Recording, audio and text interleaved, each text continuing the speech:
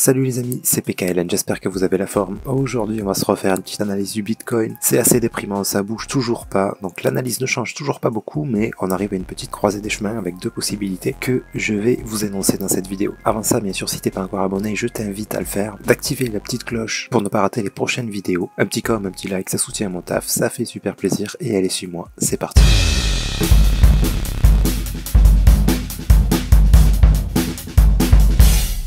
En Bitcoin, je rappelle la direction qu'on attend. On a dit depuis la cassure de ce top, je crois, oui c'est ça, on attend ça. Donc pour l'instant, on est dans le juste, maintenant jusqu'où?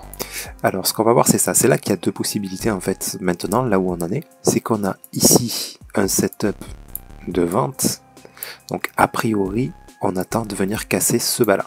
Par contre, c'est pas dit que ça soit tout de suite, on peut avoir encore des montées là, et monter encore un petit moment avant de descendre. Donc c'est pour ça qu'il va falloir attendre des setups, parce que là, on n'en sait absolument rien quand ça va arriver. Là, ça a l'air pas mal d'ailleurs.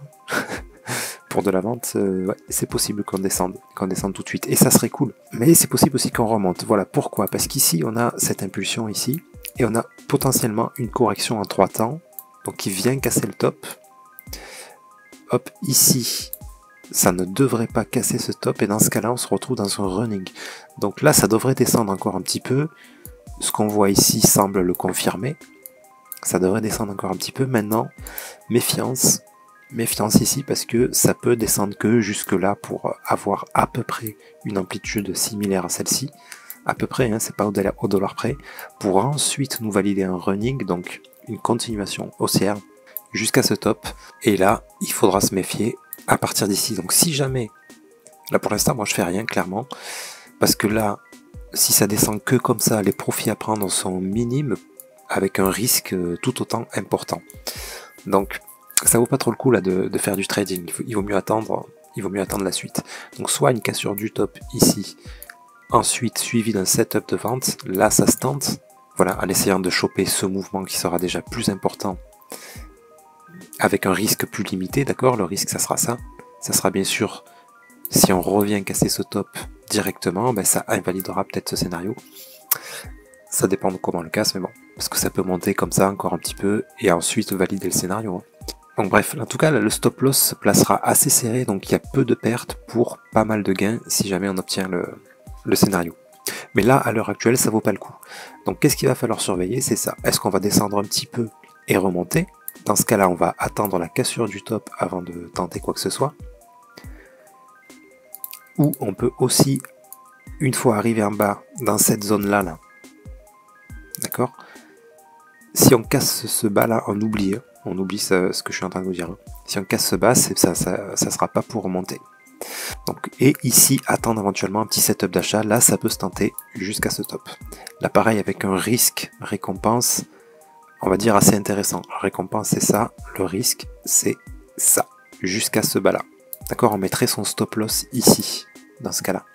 D'accord, pour l'instant, on n'en est pas encore là, on n'a pas ce setup-là, mais bien sûr, si ce setup apparaît, ben, je ne serai pas forcément devant l'écran, je ne serai pas forcément en mesure de faire une vidéo immédiatement, donc autant que vous sachiez ce qu'on attend, si vous voulez tenter des choses en trading. Maintenant, il faut être quand même assez expérimenté, je le répète assez souvent.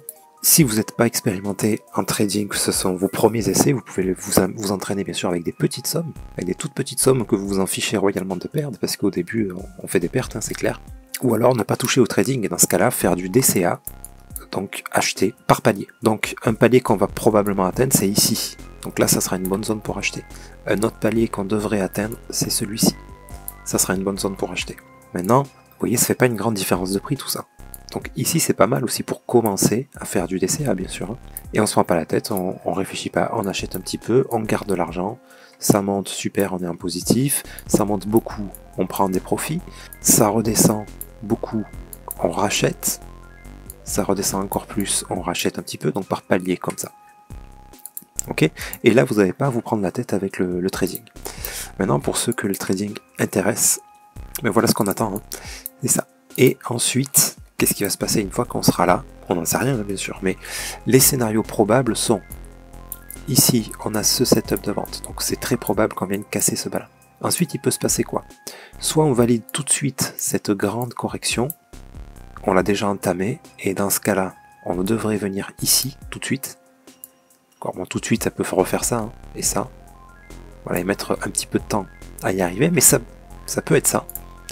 Ou on a l'autre possibilité, c'est de venir casser d'abord ce bas pour valider ce setup de vente, pour ensuite venir faire un push comme ça, pour nous donner ici une plus grande correction.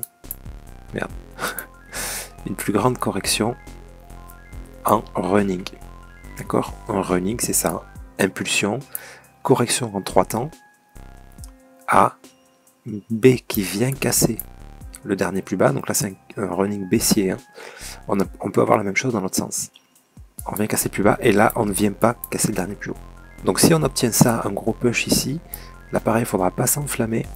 Et ici, dans cette zone, surveiller les setups de vente. Parce que là, ça sera bien probable qu'on vienne encore casser ce plus bas et probablement celui-là aussi.